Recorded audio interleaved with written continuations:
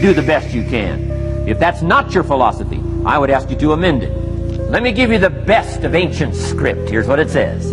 Whatever your hands find to do, do it with all your might, do it with all your strength, and do it with all your power. What a good philosophy. These lessons can change your life in 24 hours. Here's number 1, your philosophy. That kind of philosophy will revolutionize your life if you haven't picked it up lately. Guy slips in late, company doesn't seem to mind, slips out early, first one in the parking lot, heading for happy hour. Stretches his break, comes early for lunch, late back from lunch, company doesn't seem to notice. Guy says, best as I can calculate, I'm putting in about a half a day's work and I'm collecting a full day's pay. And the guy says, I got it made. Little does he know the seeds of his own disaster are already being sown by the weakness of his own personal philosophy. It's not the economy that's going to determine your next 6 years. It's your philosophy about labor and about activity and about miracle and soil and seed and sunshine and rain and the economy and the banks and the money and the companies and the schools and what's going on. It's your philosophy and your attitude and then your ability to take action. All of that we call the process of life change, miracle working. When time goes by, 6 years I'd been out there working when I met my teacher, Mr. Schoaf. He said, in the last 6 years, how much money have you saved and invested? I said, what? 0. He said, you have messed up. You remember these notes. I like that. He said, who sold you on that plan? I thought, my gosh, the man's right. I'm a nice guy. I bought the wrong plan. But Schoaf said these questions. Let's go through some results. He said, how many books have you read in the last 90 days? I said, what? 0. Wisdom of the world available? Change your life, change your future? Haven't read any books in the last 90 days. My teacher said, Mr. Rohn, you have messed up. I'm telling you, you've got the deal. The next question awakened something in me. It was simple, but it completely changed the way I looked at my life. Schoaf said, Mr. Rohn, in the last 6 months, how many classes have you taken to improve your skills or to develop new skills? Go for the American dream. Become rich and powerful and sophisticated and healthy and influential. How many classes have you taken in the last 6 months? I said, how many? 0. He said, you have messed up. If you stop and think for a moment, you can learn almost anything today. Knowledge is at your fingertips. The only question is whether you have the discipline to pursue it. All you've got to do is look within and let results teach you a great deal about your own activity, your own attitude, and your own philosophy. Results is the name of the game. We're asked in life simply to make measurable progress in reasonable time. So you got to check fairly often. Some things you got to check every day. Some things you got to check at least by the end of the week. The next lesson changed my life, and I believe it has the power to change yours as well.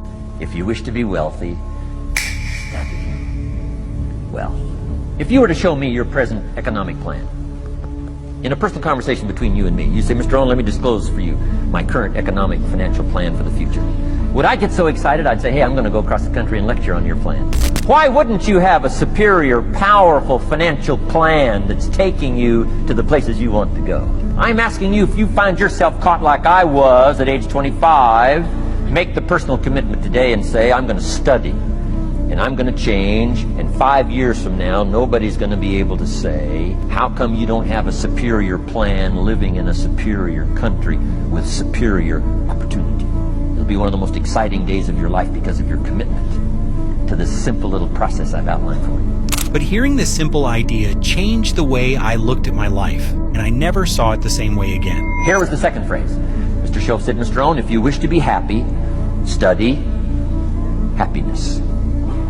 I didn't know happiness was a study. My best hope for happiness at age 25 was to just go through the day with my fingers crossed, hoping somehow something would make me happy. Schoaf said, no, Mr. Rohn, happiness is not something you postpone. Happiness is not something off in the future. Happiness is something you design. You got to get the word. Happiness is something you design. Happiness is a study. Happiness is a practice. Happiness is an art. It's not an accident. It's an art. And anybody that wants to can study, practice the art of happy living. Happiness is like culture. Money doesn't make you cultured, but culture is within the grasp of all of us. Money doesn't make you sophisticated. Only study and practice makes you sophisticated. And only study and practice makes you happy. Study and practice makes you rich. Key phrase, don't be lazy in learning. 1, how to do well. Next, how to live well.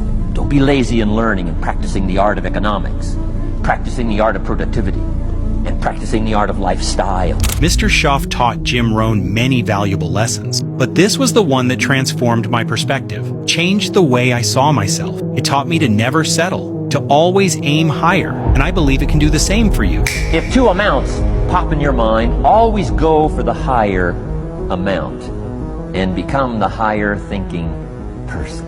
That helped change my life. Here's what he said: become a 2-quarter person. Now, you can tell that was a long time ago, when a quarter was a good tip. Now it takes dollars. But he said if you'll go for the 2 quarters, Schoaf said, you can't believe the extra happiness you can buy for just an extra quarter.